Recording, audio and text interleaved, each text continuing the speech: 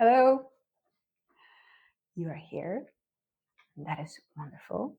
So let's continue. This time, the topic is about cooking. And I do think that it's in just such a big part of our lives. Either we want it or we feel that we have the skills or not. So I really find that people who have the skills and who have the knowledge, who have practiced enough, they have much simpler life. And so I think that people who are cooking at home, they can cook more nutritious meals, and they can be more tasty and more fresh. And I find that at some point it just gets so tasty that you don't want to go even to the restaurants, because you know that you can cook exactly in a way that you like it. So in no restaurant will ever know exactly how you like it. So I think that can be a privilege as well. It tends to also be cheaper when we could cook it ourselves. Of course, it depends. In Thailand, it isn't. I found that out only later when I bought the whole fridge full of food and then realized that going to the restaurant is cheaper. But most of the times, it is cheaper. And it can also be less time consuming. And I know it can feel counterintuitive because cooking takes time. But this time we're also going to be talking about efficient cooking and how we can make it really, spend as little time as possible and get the most nourishment that we can from the meals. And so if you find that all of these benefits will be for you and you could find it very helpful, then let's continue. And today we're going to be talking about kitchen setup. And so how it can be organized in a way that you spend less time running around different places, spend less time going shopping, for an example, or going shopping just for one item that is missing, for an example, and how you can organize your kitchen in a way that it's safe, that it's less time consuming, that it's also more convenient. And then we're going to be talking about cooking techniques and what really helps us to create more diversity, create more colors, more nutrients. And also, of course, save time. We will also talk about fast and balanced meals. So, kind of the main principles that you need to know to give yourself most of the meals that are, balanced in a way that you can get most of the nutrients from there, so you don't have to worry for the rest of them. We will talk about meal prep as well.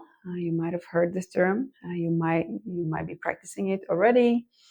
But I find that, again, if we want to save time but still get the most nourishment, nutritious meals, then this can be a tool that can be helpful as well. And I will also share a bit of recipe website. I'm not a big recipe fan, but I know that it can be a great start for people who are not professionals in cooking. So I will just share my most favorite one. So to start with, we will do a bit of evaluation as well in the beginning of the class. So take a notepad or somewhere where to write, a pen, just so you can be with me. It's ideal if you can be at home while watching this video, but it's absolutely okay if you're not as well. You will do a bit of evaluation of your kitchen, of your cooking techniques. And so you can also do it by heart, just by remembering, or by remembering the feeling of being in the kitchen. Or maybe your kitchen is, you have several kitchens, so you might want to do several reviews and understanding how you feel about the particular kitchen. Because only when we really, understand how it is right now, we can understand what we want to change, what we need to change, whether we need to change it or not. And this can be made with small steps, because these things, although it's going to be a lot of information, you definitely cannot absorb all of it. Just take, a few things that kind of, I would even say, trigger you the most, or the most you have a reaction towards them. And so you might just want to uh, try out a few of these things that I'm going to talk about, but it's definitely not going to be like, tomorrow you're going to be a professional chef, which I find that it's really not easy to teach someone to cook. But these few kind of steps, these few perspectives can really help to change this and improve this with time. And so why we're going to be talking about kitchen setup, because the environment really matters. And you might remember from the previous class is that we were talking about what helps us to change a behavior, to sustain a healthy behavior. And so one of the things were also environment. So if your environment is not helpful, if it's not convenient for you, then you might just spend extra energy, extra time, just by, compensating and the lackage of organization, for an example. And indeed, when we do have a convenient setup, we can save so much time, and we can save so much energy by just searching for something that we don't remember where we found, where we put it, or by searching for an ingredient that is somewhere in between things that, for an example, have already with a due date.